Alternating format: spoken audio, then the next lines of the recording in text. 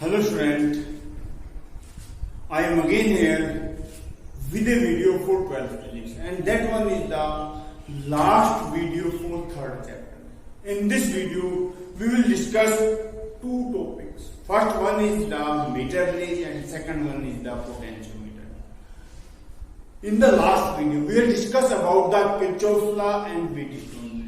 अगर हम metre bridge की बात करें that is the simplest application of Wheatstone bridge. अब मीटर ब्रिज की बात करते हैं।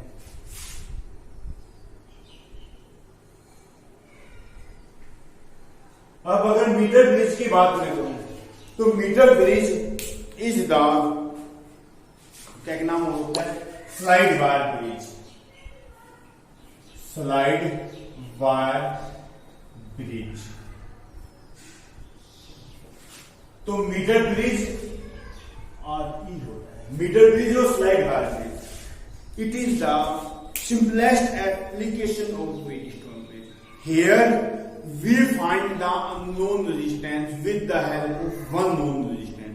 जब हमने बात की थी व्हीटस्टोन ब्रिज की तो वहां पे अननोन रेजिस्टेंस तीन नोन रेजिस्टेंस से फाइंड किया जाता है। पी क्यू आर एस चार रेजिस्टेंस थे।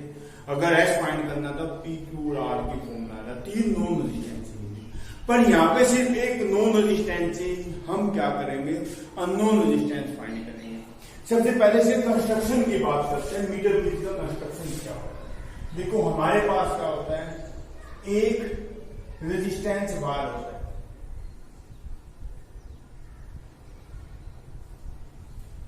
1 मीटर लेंथ ये 1 मीटर लेंथ का रेजिस्टेंस होता है जिसके नीचे 1 मीटर स्केल भी लगा हुआ है।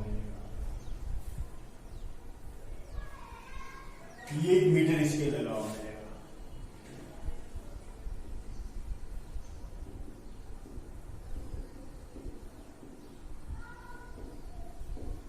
पूरा 1 मीटर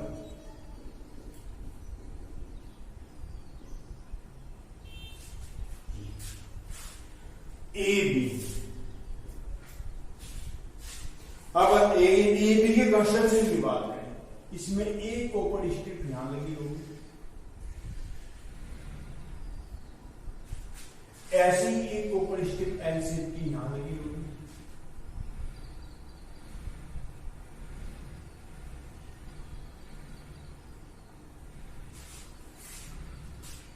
और एक कॉपर स्ट्रिप यहां होगी।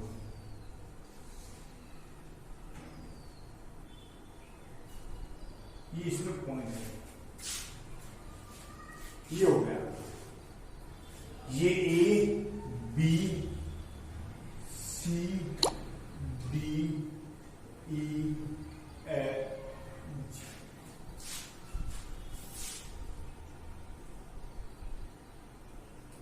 सी B E C D E F और एच कहूंगा मैं इसको जी नहीं कहूंगा क्योंकि मुझे इसमें गैलोमीटर लगाना है। गैलोमीटर खुद जी कहते हैं।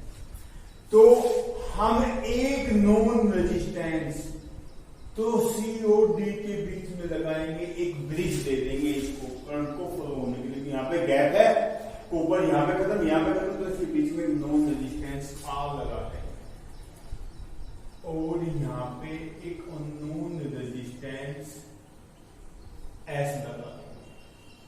ये नोन है आर आपका नोन रेजिस्टेंस और एस आपका अननोन रेजिस्टेंस। लिखना कम है समझना ज्यादा है। अब हमने क्या किया हमने यहां एक बैटरी ए और बी के बीच में और एक की लगा दी। ए और बी के बीच में एक की और एक बैटरी एक की और एक बैटरी लगा दी। ये बैटरी ये अब जैसे ही हम की को क्लोज करेंगे तो करंट ऐसे इसी बीच से फ्लो होना शुरू करेगा। बैटरी के पॉजिटिव से मीन्स कुछ यहां पे जाएगा और कुछ यहां पे भी जाएगा। अब हम H पे एक गैल्वेनोमीटर लगाएंगे जिसको इस वायर पे स्लाइड करेंगे, इस वायर पे स्लाइड करते रहेंगे जोकी की हेल्प से। ये जोकी होती है एक जी, प्रैक्टिकल लैब में आपको देखने को मिले। मीन्स गैल्वेनोमीटर का एक एंड तो जोकी से कनेक्ट किया और एक एंड यहां इस एच पॉइंट से कनेक्ट किया। अब कहने का मतलब है आपके पास 4 रेजिस्टेंस हो गए। अगर मैं कहूं rho resistivity of the wire A B, ये रेजिस्टेंस वायर जो ए बी है इसकी रेजिस्टिविटी रो है। ए यूनिफॉर्म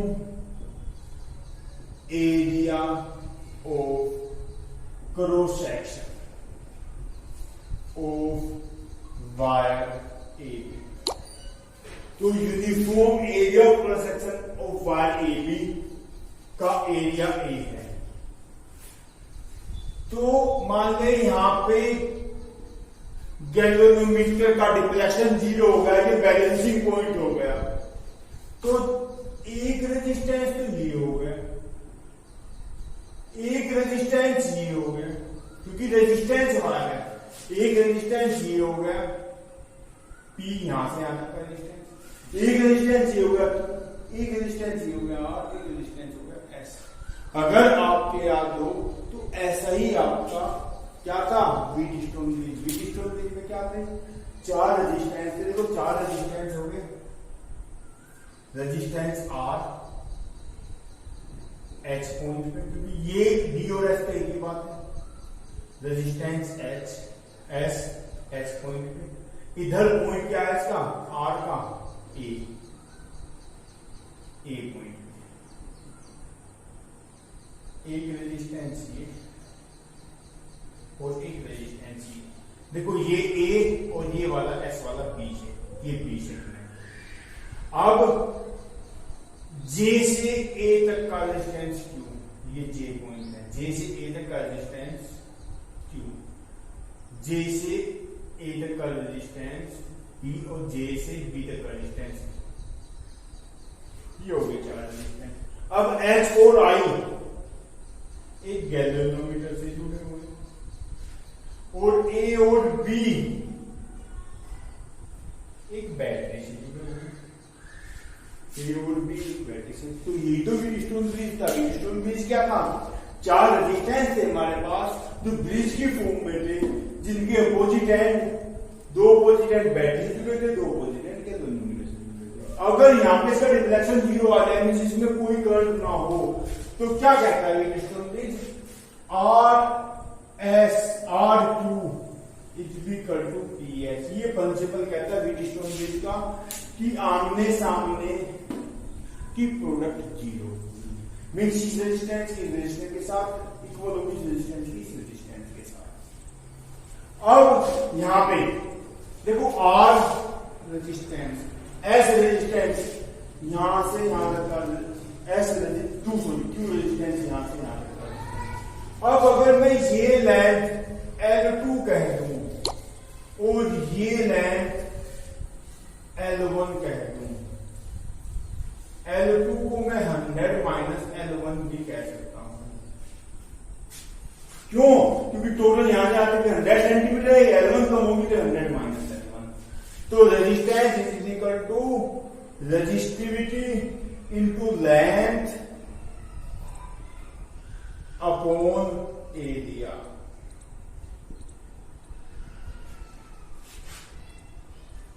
P की वैल्यू रेजिस्टिविटी लेंथ अपॉन एरिया, इसकी लेंथ को रखो इनटू एस।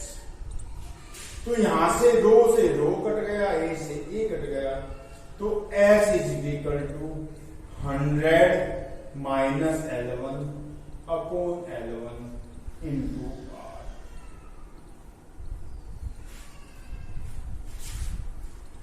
L1 लेना है आपको नॉन रेजिस्टेंस के नीचे का, नॉन रेजिस्टेंस आ रहा है तो L1 नॉन रेजिस्टेंस के नीचे का। अननोन रेजिस्टेंस के नीचे का 100 माइनस है। तो ये लेंथ तो आप फाइंड कर ही दोगे, बैलेंसिंग लेंथ जहां पे बैलेंस होगा नीचे, तो वो जैसे ही लेंथ आपको मिल जाएगी, ये रेजिस्टेंस आपको पता है नोन रेजिस्टेंस है, लेंथ आप मेजर कर लोगे तो आप एस की वैल्यूज और नोन रेजिस्टेंस को फाइंड कर सकते हो। That one is the metre bridge. ये आपकी सिंपलेस्ट एक्सप्लेनेशन या simplest application of Wheatstone bridge होगी। मेरे ख्याल से इसको समझने में कोई दिक्कत आपको नहीं होगी। फिर से बता रहा हूं, हमने क्या किया, मीटर ब्रिज क्या होता है हमारा मीटर ब्रिज होता है एक रेजिस्टेंस वायर होता है जिसके साथ एक मीटर स्केल लगा होता है, और उसमें 3 कॉपर स्ट्रिप होती है, एक ए से, एक बी से और एक इनके बीच में, ये 3 कॉपर स्ट्रिप होते हैं। हम कैसे कनेक्ट करते हैं, इस स्ट्रिप के बीच में नॉन रेजिस्टेंस, इस स्ट्रिप और इस स्ट्रिप के बीच में नॉन रेजिस्टेंस, और जो मिड पॉइंट है उसको गैल्वेनोमीटर से इस वायर पे स्लाइड करते हैं। अब ये ए बी पॉइंट हमें एक एक्सटर्नल बैटरी और की से जोड़ देते हैं। की का मतलब तो ऑन ऑफ करने से है, अगर की ऐसे है तो क्लोज है, इसका मतलब ऑन है, अगर की को हटा देंगे तो ऑफ है, दो हट जाएगी इसमें से, तो ऑफ है। तो की ऑन है, करंट फॉलो हो रहा है, करंट फॉलो हो रहा है, तो बिल्कुल व्हीटस्टोन ब्रिज बन जाएगा। एक रेजिस्टेंस, 2 रेजिस्टेंस, 3 रेजिस्टेंस, 4 रेजिस्टेंस। एक resistance P means A J, एक resistance Q means B J, एक रेजिस्टेंस आर, एक रेजिस्टेंस एस। हमने ऐसे कर दिया। अब अगर गैल्वेनोमीटर का डिप्लेशन 0 है, बैलेंसिंग कंडीशन है, तो व्हीटस्टोन ब्रिज का प्रिंसिपल क्या कहता है, आमने सामने के रेजिस्टेंस की प्रोडक्ट इक्वल होगी, means R = PS, R = PS। अब R नो रेजिस्टेंस, Q का मतलब यहां से यहां तक का रेजिस्टेंस, इस L1 लेंथ का रेजिस्टेंस, और रेजिस्टेंस क्या होता है, resistivity into length upon area, resistivity into length upon area, और यहां पे resistance resistivity into length upon area, ये P की वैल्यू। अब देखो क्योंकि एरिया प्रोसेशन सेम है, हर जगह ए ही है, तो यहां भी एरिया है, यहां भी एरिया है, और रेजिस्टिविटी सेम है क्योंकि पूरे का मटेरियल एक ही है। रेजिस्टिविटी मटेरियल पे डिपेंड करती है, टेम्परेचर एक है, मटेरियल एक है, तो रेजिस्टिविटी भी एक होगी। तो यहां से हम एस की वैल्यू फाइंड कर सकते हैं। दूसरा हमारा टॉपिक आता है पोटेंशियोमीटर। ये आपके चैप्टर का लास्ट टॉपिक है। इस पे आपका प्रैक्टिकल भी बेस है, मीटर ब्रिज पे, और पोटेंशियोमीटर भी प्रैक्टिकल बेस। पोटेंशियोमीटर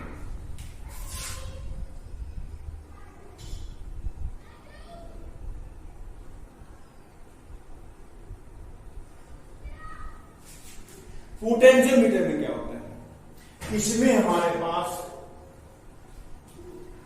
एक रेजिस्टेंस वायर होता है,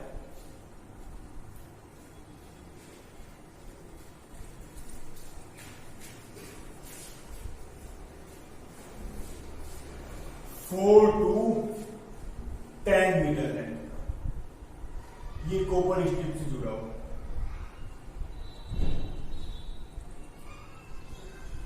एक रेजिस्टेंस वायर है A B, 4 to 10 metre length का। यहां पे इसमें एक आपका मीटर स्केल लगा हुआ है, यहां कह लो या यहां कह लो, एक मीटर स्केल लगा हुआ है, 1 मीटर का।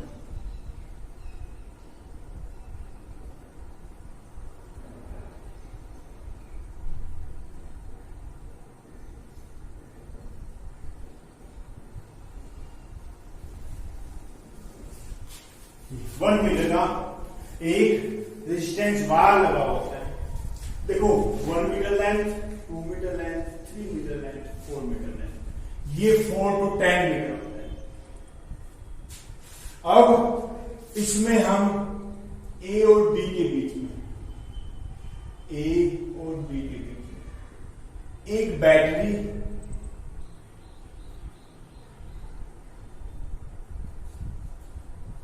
एक पी और एक रियोस्टेट बल लगा रहे हैं। ए और बी के बीच में एक बैटरी बी, एक की के और एक rheostat R H.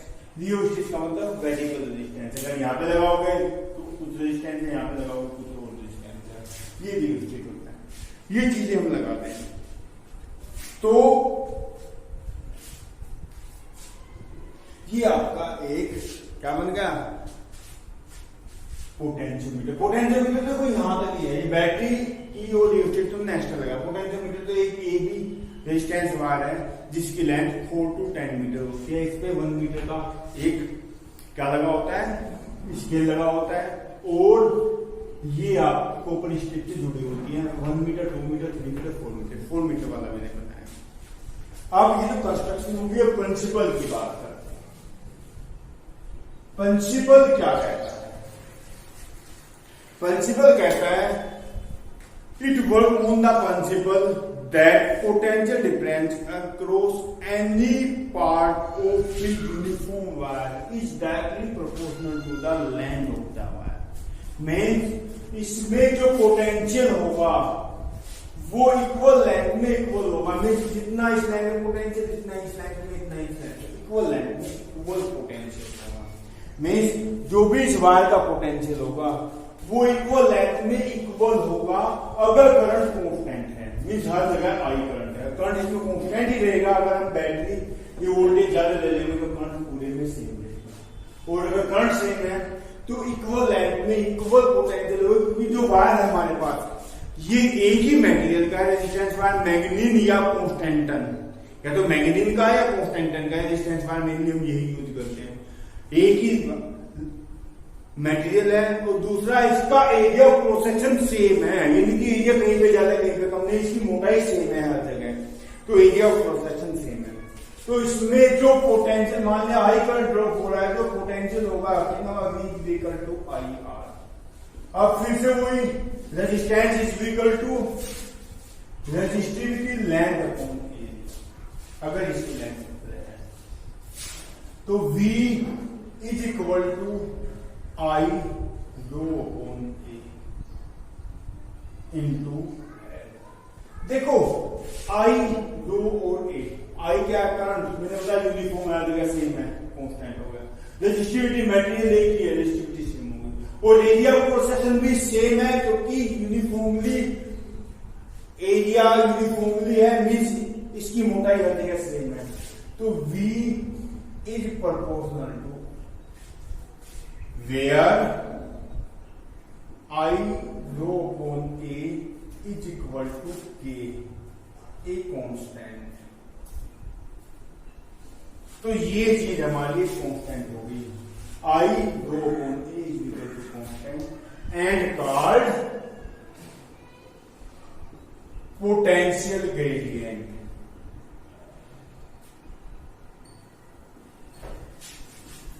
of the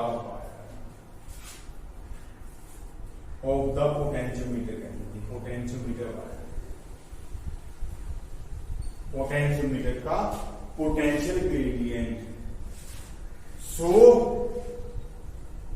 V is equal to KL, इस कांस्टेंट को K कह दिया, और K is equal to V upon L, potential gradient V upon L। Means अगर मैं पोटेंशियल ग्रेडियंट की डेफिनेशन की बात करूं, potential gradient of a potentiometer wire, it is the potential drop per unit length, potential drop per unit length, potential gradient हो गया। It's SI unit is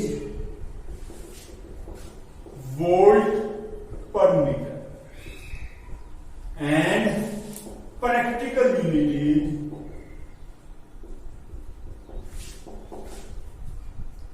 volt per centimetre. Practical में हम metre की बजाय centimetre में बात करते हैं, तो वोल्ट पर सेंटीमीटर की प्रैक्टिकल यूनिट होगी।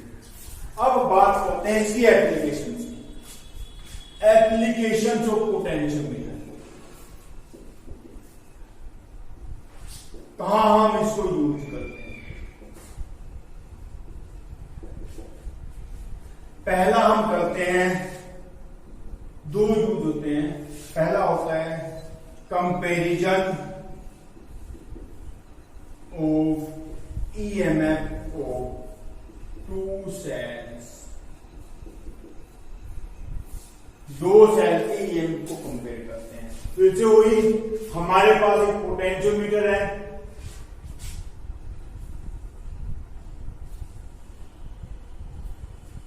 ये हमारे पास पोटेंशियोमीटर है, 4 मीटर लेंथ का मैं बना रहा हूं, ए बी वायर है। हमने क्या किया, एक बैटरी कनेक्ट कर दी, एक की कनेक्ट कर दी और एक रियोस्टेट कनेक्ट कर दी। रियोस्टेट की और बैटरी की। अब हम यहां से एक पॉइंट से क्या करेंगे, दोनों सेल कनेक्ट कर देंगे जिनका हमें ईएमएफ फाइंड करना है। यहां पे टू वे की लेंगे हम, यहां पे टू वे की लेंगे,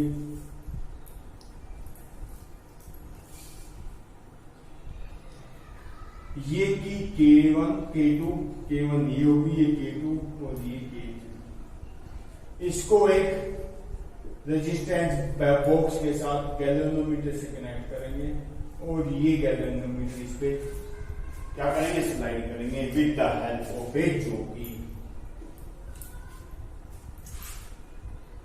देखो, एक सेल ईएमएफ P1, एक सेल ईएमएफ P2। ये ईएमएफ P1 है, ये ईएमएफ P2 है। इसको हमने ए से कनेक्ट किया। अब फिगर फिर से बता रहा हूं, ये हमारे पास एक पोटेंशियोमीटर है, 4 मीटर लेंथ। यहां पे कहीं मीटर स्केल लगा होगा, ये कहीं भी मीटर स्केल लगा होगा।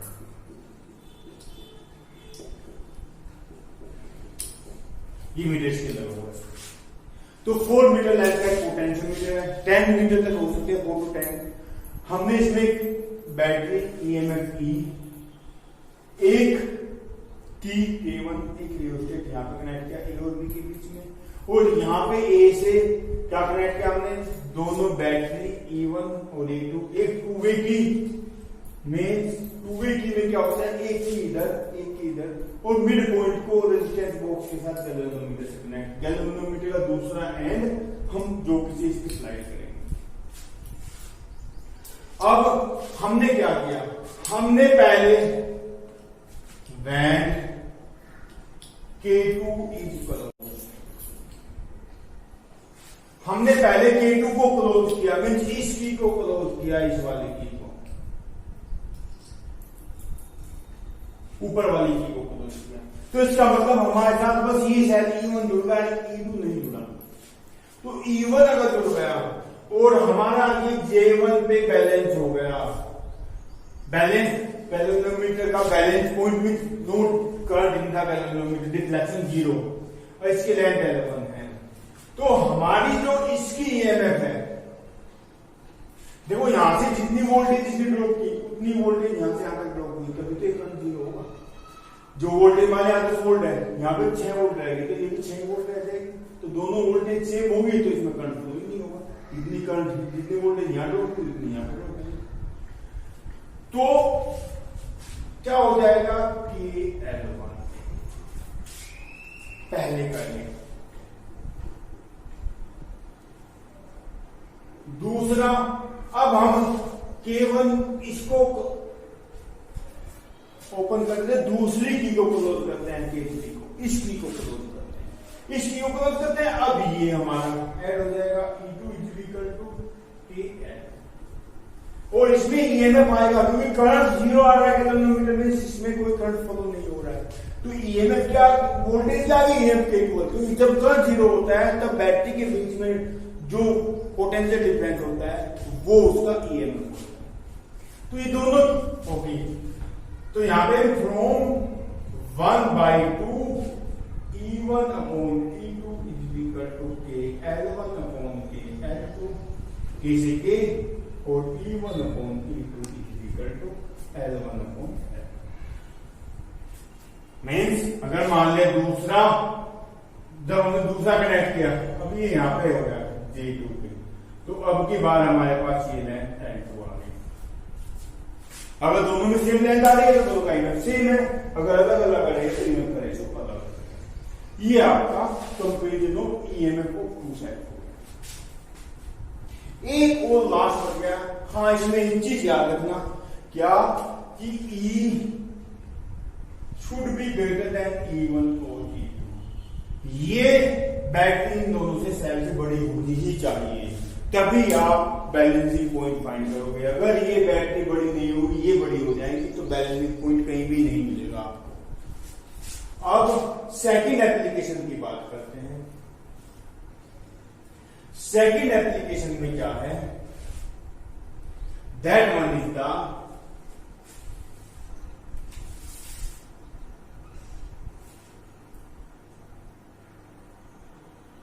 determination of internal resistance of a cell। अब एक सेल का इंटरनल रेजिस्टेंस डिटरमाइन करना है। देखो, जब एक सेल का इंटरनल रेजिस्टेंस डिटरमाइन करेंगे, मैं इसको मिटा रहा हूं और इसी पोटेंशियोमीटर पे जोड़ रहा हूं। हमने क्या किया, यहां पे कैसे सर्किट बनाया, यहां पे सेल ई और यहां पे आपका एक रेजिस्टेंस बॉक्स, एक की और एक बड़ा रेजिस्टेंस बॉक्स, एक गैल्वेनोमीटर और एक जो,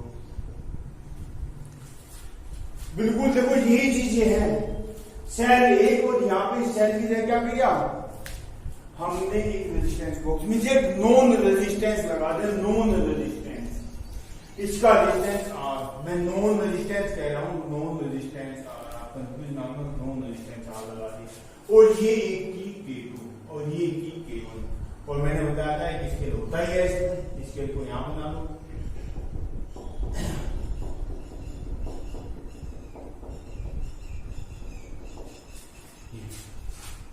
अब इसमें क्या करेंगे, देखो सबसे पहले हमने स्क्रीन को क्लोज रखा, सॉरी ओपन रखा, व्हेन K2 इज ओपन। अगर K2 ओपन है और हमारी बैलेंसिंग पॉइंट की लेंथ L1 आ रही है, L1 लेंथ बैलेंसिंग पॉइंट आ रही है, तो हमारा अब की बात सेल का ईएमएफ आ रहा है, क्योंकि इसमें कोई करंट फ्लो ही नहीं हो रहा है, क्योंकि K2 तो ओपन है, अब तो सीधा ऐसे ही जाएगा, इसमें तो नहीं फ्लो होगा ना, क्योंकि ये तो यहाँ पे ओपन है सर्किट। तो अब ईएमएफ क्या आ गया, KL1, K क्या आपको पता ही है, पोटेंशियल ग्रेडियंट, ये K पोटेंशियल ग्रेडियंट है, ये K की है यहां पे। दूसरा, अब हमने की क्लोज कर, देखो ये तो क्लोज रखनी है, अब की क्लोज कर दी हमने, ये की क्लोज कर दी, ये की जोड़ दी। अब इसमें अंदर ही अंदर तो करंट फ्लो हो गया, अब इसमें अंदर ही अंदर करंट फ्लो हो गया। अब करंट फ्लो हो गया तो अब की बार वोल्टेज आ गई आपकी V, और V वोल्टेज मान ले यहां पे, ये जो बैलेंस हो रहा है, अब ये यहां पे बैलेंस हो रहा है, और लेंथ आ रही है अब की बार L2, तो ये आ जाएगा KL2 from 1/2 E/V is equal to KL1/KL2 और L1/L2, एंड वी नो, अभी इससे 2 वीडियो पहले ही मैंने आपको बताया, इससे 2 वीडियो पहले ही मैंने आपको बताया था कि internal resistance, relation between internal resistance, terminal potential difference and EMF find किया था हमने, तो वहां पे आया था E/V - 1 R means external resistance, ये R, तो ये आ जाएगा आपका इस स्मॉल आर इज इक्वल, देखो ई अपॉन वी क्या है, L1 upon L2 -1 into are. तो ये आपने इंटरनल रेजिस्टेंस फाइंड कर दिया। आपने L1 फाइंड कर दी पहले लेंथ जब की क्लोज ओपन है, आपने दूसरी लेंथ फाइंड कर दी जब की क्लोज थी, और आपने आर की वैल्यू फाइंड कर दी कितना रेजिस्टेंस हमने इसमें कनेक्ट किया हुआ है, रेजिस्टेंस बॉक्स होता है कितना रेजिस्टेंस है, तो आप इंटरनल रेजिस्टेंस फाइंड कर सकते हो। That is the second application of potentiometer. बस इसमें पोटेंशियल ग्रेडियंट आपको याद रखना है, वोल्टेज पर unit length means potential gradient means इस लेंथ में 1 सेंटीमीटर जाने पे कितनी वोल्टेज ड्रॉप हो रही है। अगर मान ले इस बैटरी की यहां से यहां तक की वोल्टेज, यहां से यहां तक की सारी वोल्टेज मैं 10 वोल्ट कर दूं और इसकी लेंथ 10 मीटर है, तो यहां से यहां तक की वोल्टेज कितनी ड्रॉप हुई 10 मीटर लेंथ में, 10 वोल्ट। तो 1 मीटर लेंथ में कितनी हुई 10 volt total voltage, length 10 metre means 1 metre में 1 वोल्ट ड्रॉप हुई। तो हर एक मीटर में 1 वोल्ट। मान ले पहले में लेंथ आ गई 50 सेंटीमीटर, तो मींस कितनी वोल्टेज ड्रॉप हुई 0.5 वोल्ट। दूसरे में आ रही है, इसकी बात करूं, दूसरे में आ रही है 70 सेंटीमीटर, तो 0.7 वोल्ट। मींस पहले का है 0.5 0.7 दोनों का रेशो 5/7। ऐसे इसको फाइंड कर सकते हैं। ये आपका चैप्टर कंप्लीट हो गया। नेक्स्ट चैप्टर नेक्स्ट वीडियो में स्टार्ट करेंगे। कोई भी प्रॉब्लम है, कहीं भी कोई दिक्कत आ रही है, कोई चीज समझ में नहीं आ रही है, तो मुझे कॉल कर लेना, व्हाट्सएप कर लेना। मेरा नंबर डिस्क्रिप्शन बॉक्स में आपको मिल जाएगा।